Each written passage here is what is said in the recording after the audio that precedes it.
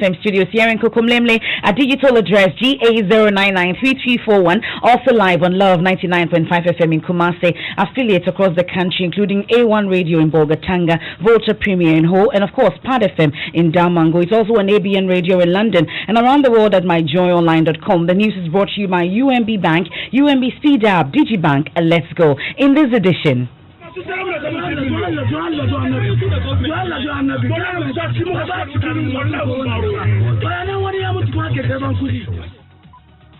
Agitations grow as relatives of persons reported to have died of COVID-19 raise concern over failure of health workers to contact and test them for the virus. It's been almost 40 days since our mother died. They say she died of COVID, yet nobody has been to her home. Nobody has traced to find out where she lives. None of us has been tested. We have details. Also, Ghana Medical Association calls for testing of healthcare workers to be prioritized as 24 health workers in the central region test positive for COVID-19, whilst one other dies in the eastern region. One death has been recorded in the municipality. 24 health workers have been infected with the disease in their line of duty. We pray for all affected individuals. We'll speak to the association live. Also, we gauge the preparedness of some tertiary institutions across the country as they get ready to reopen for final year students. We're live on the campuses. As regards safety, I think from what it looks like, it's like the onus lies more on the students to just play.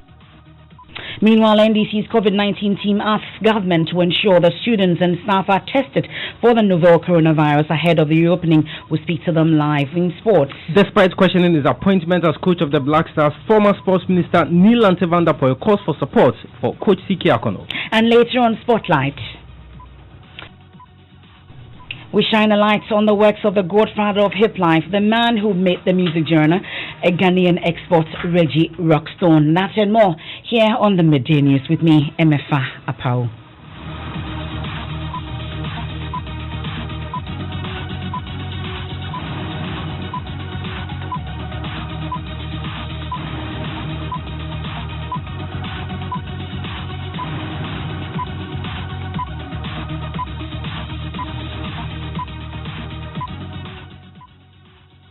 We're burying 5 at a go. We're going to bury more. We only want to alert the public. The COVID is real, and therefore protect yourself. Observe the Protect yourself, a caution from a public health official burying COVID patients as reports emerge of more Ghanaians contracting the deadly disease. We're having some technical challenge there. We'll resolve it shortly, but you hear sounds of frustrated relatives and friends of some persons who were being buried for burial after, or prepared for burial after reportedly dying from COVID-19. One Muslim family, for example, had lost 3 relatives to the disease within the last month, but they say none of the immediate relations or contacts of the deceased have been traced and tested since the death. Now, this, they say, fuels speculation that officials responsible are not handling the situation well. Komladum, who was granted exclusive access to observe the retrieval and burial process of COVID bodies, has more.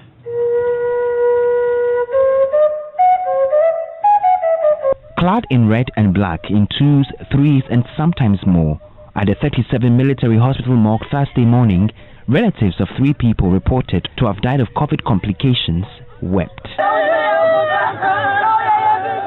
Accra Metropolitan Assembly officials had gone to collect the bodies for burial to be strictly supervised by environmental health workers. This is the 5th burial for COVID-19 victims. This is a set of 3 bodies from here, 37 military hospital here. We move it to the Awudome Cemetery to give them a befitting burial there. 2 other bodies from the Greater Accra Regional Hospital will add to the initial 3 to make it 5 bodies to be buried Thursday. But after the first 3 were laid to rest at the Infectious Diseases Cemetery at Awudome, it will be a struggle to get the other 2. Angry relatives at the Rage Hospital will not allow the AMA officials and our crew to get close. They accuse health officials of not properly handling their relatives.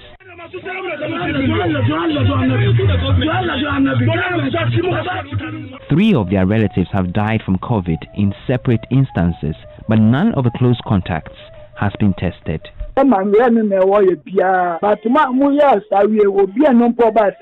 been almost 40 days since our mother died. They say she died of COVID. Yet nobody has been to her home. Nobody has traced to find out where she lives. None of us has been tested. They also contest their relatives died of a disease. One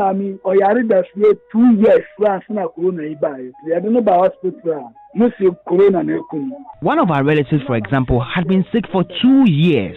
Yet they say she died of COVID. On top of that, all the hospitals we have been to have taken monies from us for preservation and burial. We cannot understand. This is not fair.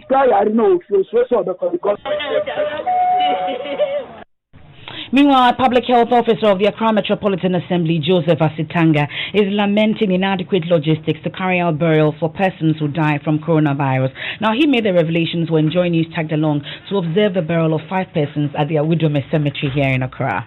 The challenges we have is enormous. These bodies, they are infectious bodies, which we don't have to use the public haste in transporting the bodies to this infectious zone. We have made appeal to the state, the government, to support us with a movable and befitting double cabin pickups that we can always carry this body safely to the burial site. Coming into the place is difficult, and the haste has to stop at the end of the entrance. The officers have to carry this body. Imagine how heavy it is with these 3 stumps. You can see that when we were transporting the bodies from the mortuary, because of inadequate transport facilities, you see that they were all hanged in the bucket. Very serious risk. That's Mr. Asitanga there. He's a public health officer at the Accra Metropolitan Assembly who supervised the burial of 5 bodies yesterday. Now, the Ghana Medical Association is calling for testing of healthcare workers to be prioritized as 24 of their personnel in the central region tested positive for COVID-19, whilst 1 other dies in the eastern region. In the Infantiman municipality, where the 24 were detected, the health directorate said the situation has hugely affected the staff strength, as many of the health staff who have been exposed must go into isolation. Deputy Director of Nursing Services at the Infantiman municipality, Theresa Nana Youngson, says her outfit has had to reorganize its staff to ensure that the staff left are able to handle the workload at hand. Richard Kojunyako has more in the following report. The 24 house staff who have tested positive for the virus is out of the 72 recorded cases in the municipality as of June 9, 2020. Deputy Director of Nursing Services at the Sopon Government Hospital, Theresa Nana Youngson, gives details of recorded cases, recoveries, and deaths.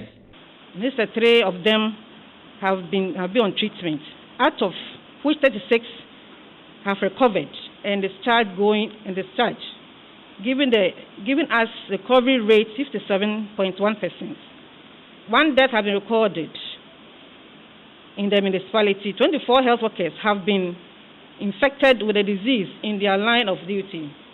We pray for all affected individuals and wish them speedy recovery. She laments the infected workers and their contact at the hospital, some of whom are also house staff, had been quarantined, and this has had a further toll on the staff strength. Yes, in case a staff gets infected, all the units, the staff around that particular staff, we'll be quarantined, and in effect affect the clients or the patients. So it really affect the staff strength. We'll try and read some reshuffling. We'll pick some of the nurses and go to that to help. That's what I've been doing, even though it's still not the best. Theresa Youngson says it's obvious that inadequate PPEs were a hindrance to the fight against the coronavirus and appealed for public support. As all of you might have been aware, the inadequacy of PPE and the important logistics like non-contact infrared thermometer, liquid soap, tissue paper, etc., have been a major hindrances facing us in the fight.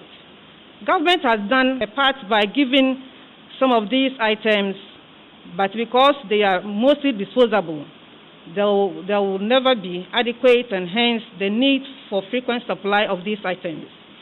The Pacific Oil Company Limited donated PPEs to the hospital valued at 30,000 Ghana cedis. Richard Kwejunyako, Joy News, Cape Coast. Now, in the eastern region, our reporters can confirm that one other personnel of a health facility has died from the disease. Dr. Titus Bayu is a Deputy General Secretary of the Ghana Medical Association, which has also expressed concern about this worrying trend. He joins us on the line with more. We are grateful for your time here, sir. So we've heard from some of the health workers themselves complaining about this situation and how it is putting pressure on the dwindling staff in health facilities. Have these concerns come to your attention, and what exactly are you doing about it? Good afternoon, Emefa, and good afternoon to our listeners. Indeed, this concern has come to us, and we have also collated even data on our own. And I can state that as we speak, nationally, we have over 70 doctors, public and private, who have been infected with this condition. A lot of them have recovered. Fortunately, most of them were asymptomatic, but some did have symptoms. Some went into treatment and have been discharged. So it's of serious concern to us. The root cause of this, or what we can do to minimize this, is our testing. And we have made this point over and over again. If we want to make sure that we maintain the health worker force to be able to render service, we must prioritize the testing of health workers as well as hospital-based samples. This is the only way to minimize the number of health workers who are taken out of the system. And it is not difficult to understand. If you have a sample of a health worker taken and it takes you 6 days, 7 days to get the report, while the person is still working with colleagues, by the time this thing comes, the report comes, if it's positive, you can imagine the number of people who have to self-isolate. If you have an inpatient that you suspect, and then you take the sample, and it takes that long for the reports to come back, again, you can just imagine, for one shift, you have 3 nurses. But what is the difficulty? I'm sure you've been finding out. What's the difficulty and why these delays? I honestly cannot explain.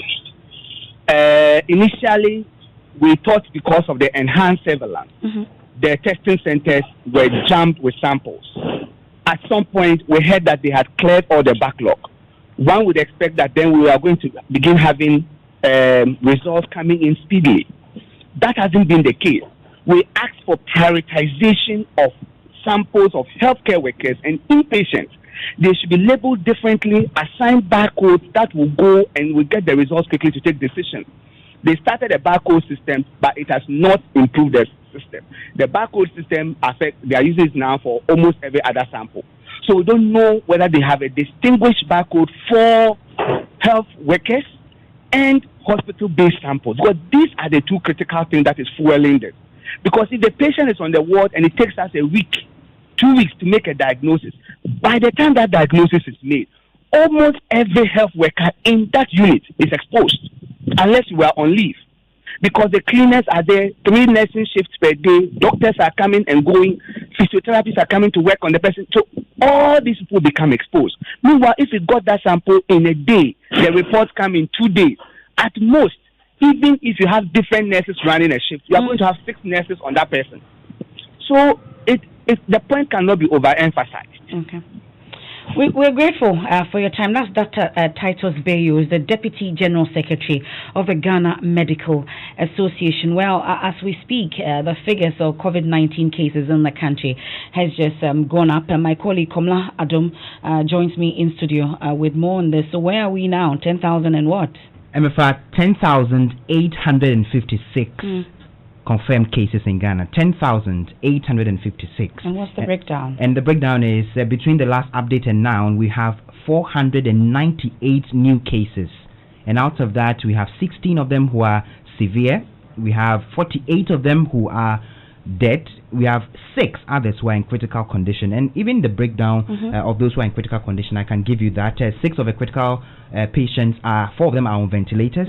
And then those who are severely ill, 7 of them are at the UGMC, 3 of them are the East Municipal Hospital, 3 of them are the Kolebu Teaching Hospital, the Komfanochi Teaching Hospital has 4 of them, the Ho and the police hospitals also have 1 each. So that is the breakdown for now. 10,856 cases, 498 new cases, 3,921 recoveries, 16 severe cases, 6 of them are critical.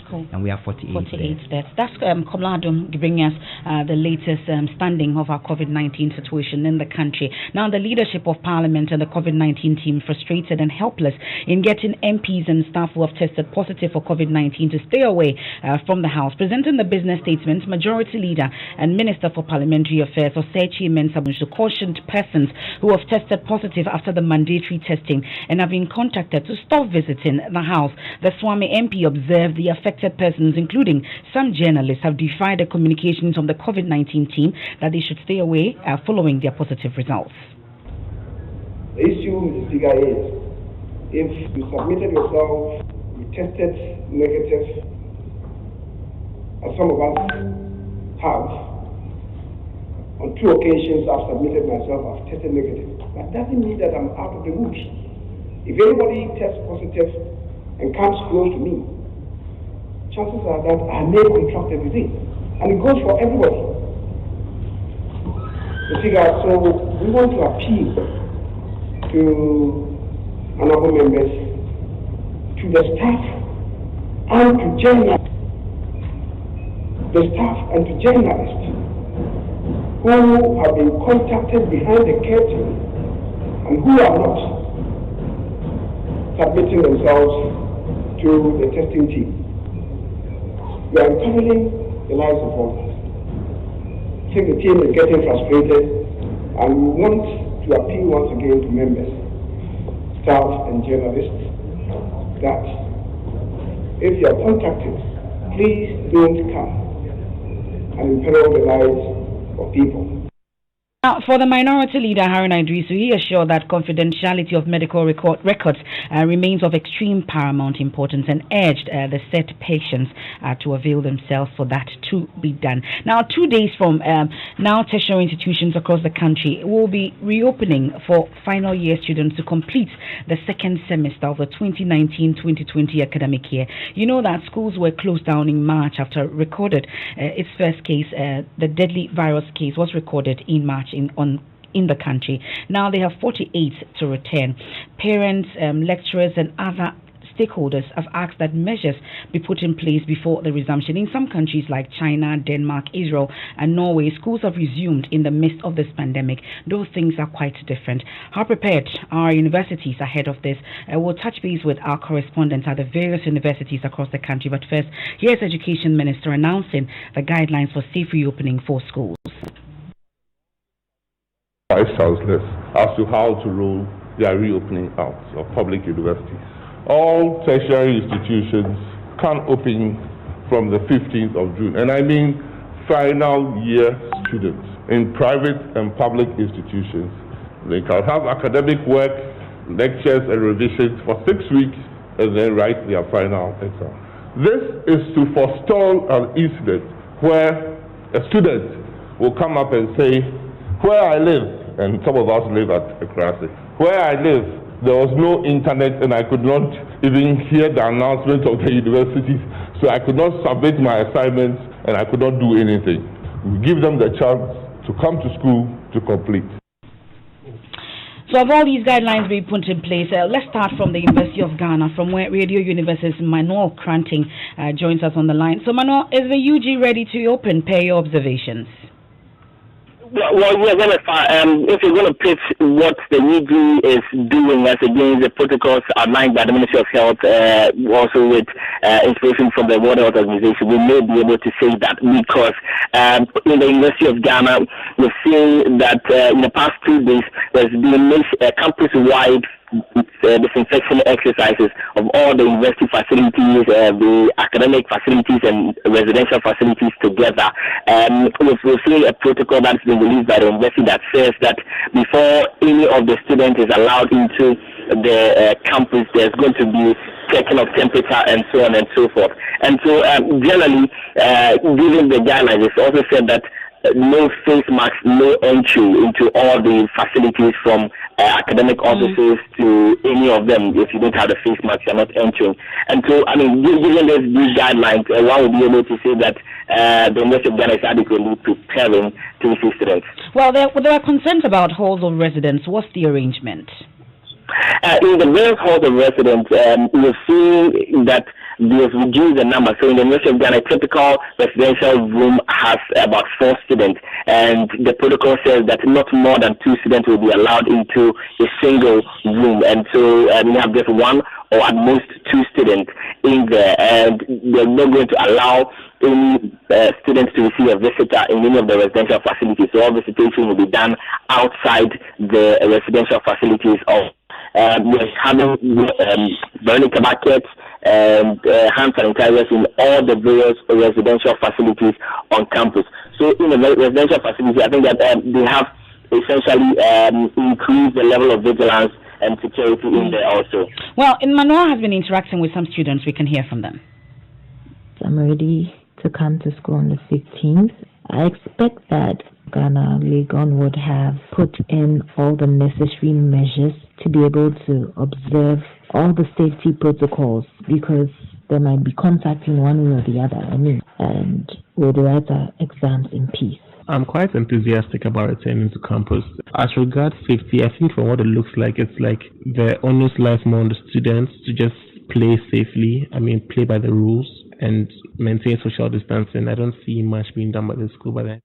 Off to the central region now, and my colleague Richard Kojunyako is at the University of Cape Coast observing a disinfection exercise underway there. So, Richard, you've been to the lecture halls, halls of residence and canteen. What did you observe? Well, so what I've observed is that Veronica buckets, soaps, hand sanitizers have been placed at every entry point, right from the academic facilities to the various halls of residence. And we are told by university management that special rooms have been allocated. So in each hall, about 10 rooms have been reserved for quarantining, and by the management, the university's COVID-19 rapid response team. They have also made available to students hotlines to the university's COVID-19 response task force, and they have also instituted the wearing of nose masks at halls, the library, and all academic user facilities.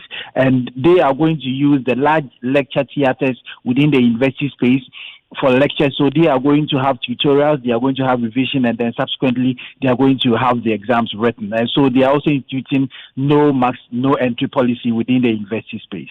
That's my colleague Richard Kojunyako. Erastus Asari Donko has also been monitoring the situation on the KNUST campus. He'll give us what he found. All our reporters are on the various campuses. We are told in the Volta region, the whole technical university is also getting ready to open on Monday. Meanwhile, the NDC's COVID-19 technical team has called on government to ensure that all students, teaching and non-teaching staff are tested for the novel coronavirus ahead of the reopening on Monday. The NDC is also recommending the provision of isolation centers and strict monitoring of adherence to social distancing protocols, among others, to ensure there is no rise in new infections. Dr. Grace Ayensu Dankwa is a member of the NDC's COVID-19 team. We're hoping to speak to her here on the Midday News, but we'll do so subsequently in other bulletins. This is the Midday News here on Joy 99.7 FM. Our top stories: agitations grow as relatives of persons reported to have died from COVID-19 raise concerns over failure of health workers to contact and test them for the virus after the passing of their loved ones. We also heard from the Ghana Medical Association telling us about the number of their doctors who've been infected. The number is at 70. Still to come on Spotlight today.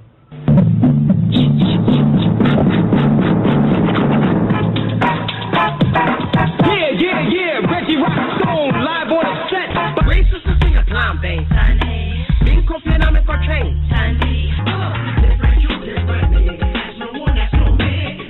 We shine a light on the works of the godfather of hip life, the man who made the music genre as a Ghanaian export. Reggie Rockstone is on Spotlight. So all I did was take the same energy that I had uptown and translate it into my own language.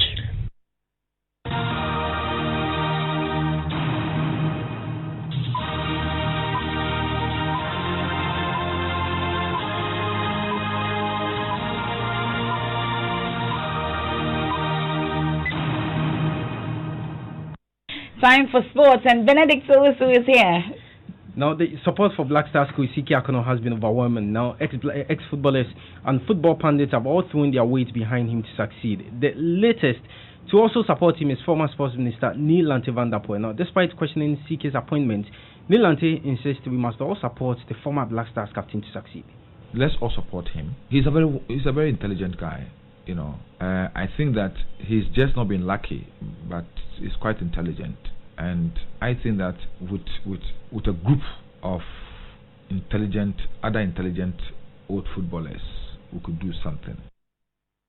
So that's former sports minister Neil Van Der Poel. The packed weekend is going to be with games in the Spanish La Liga as well as the German Bundesliga. We've launched a series of programs as we, get back to what we love watching and doing. It is the end game with Joy Sports. We started yesterday on PM Express. Something big, of course, is happening on the Joy Sports link tomorrow, God willing. So you have to stay tuned. And also, at exactly 1, George Addy Jr. will be here with the locker room.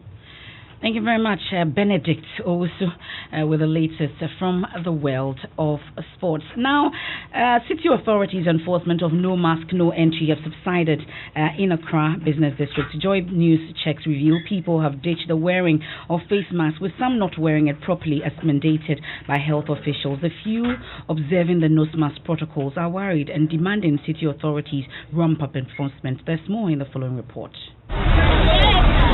In the heart of the Central Business District of Accra, My sincere apologies for that. We'll rectify that surely, and we'll bring you better sounds on that. But he turned hip-hop into trip-hop, or call it hip life, a Ghanaian version of the American music genre characterized by fast rap and rhymes. And his dexterity on the mic and quality of his lyrics are elements that will always wow audiences. Today, the godfather of hip life, or Sacrum President Reggie Rockstone, is on Spotlight.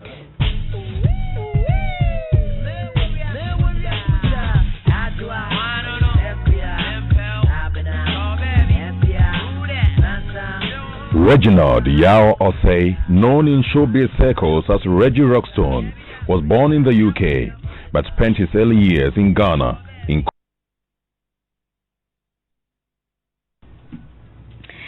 Of course, my sincere apologies for that as well. It's a technical challenge. That happens sometimes. But, of course, we'll get to put the spotlight definitely on the Osei President, Reggie Rockstone, here on the Midday News, or subsequently we'll do that. But we'll try again. I'm sure the machine will favor us this time. So that's definitely not working. But Komla, you've been, putting together this for the spotlight. We've been taking a look at all the big names when it comes to music. What did we find with Reggie Rockstone? Well, we know that he's a grandpapa. He brought a lot of rap into hip life, into Ghana. I mean, he's one of the leading lights when it comes to this genre. Many young artists take inspiration from him. We've heard from Papi Kojo, for example. They've lauded the legendary Reggie Rockstone as one of their inspirations in the music genre that they chose to pursue. And the interesting thing is that he's evergreen. I mean, at his age, he's still doing music, and we are told that he's preparing something. In the coming months, he's going to drop something hot, and so that is what the man Reggie Rockstone is all about. For those who have been doing a lot of music, songs? Like, which one is your favorite? We used to say your plan B. Plan A. Plan B. I mean, so and of course, Ago. He's just one of the many legends, And so here on Spotlight next week, we will still be throwing the spotlight on some of our legends. We'll dedicate the entire month of June. To celebrating our legends.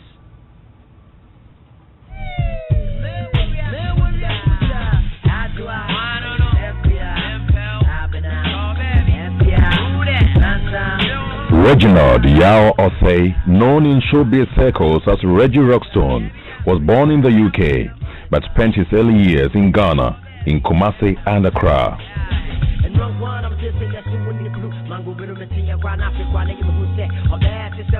The son of a fashion designer, Ricky Osei, Rockstone attended Achimota School and has been living in Ghana since he pioneered the hip life movement in 1994. And that earned him the title, the Godfather of Hip Life. Hip life hadn't really settled in. People don't understand my story. My brain was hip hop no more. ansana me be fie no na ye biebiem dada We are traveling to let no say me can share more J Rockstone saying unia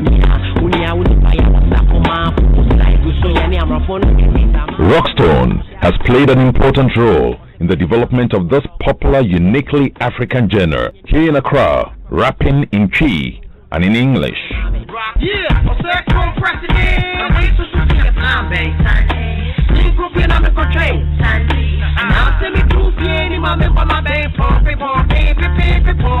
In 2004, Rockstone won the Cora Award for the Best African Video, and he performed in front of a crowd of 50,000 in Ghana, together with Shaggy.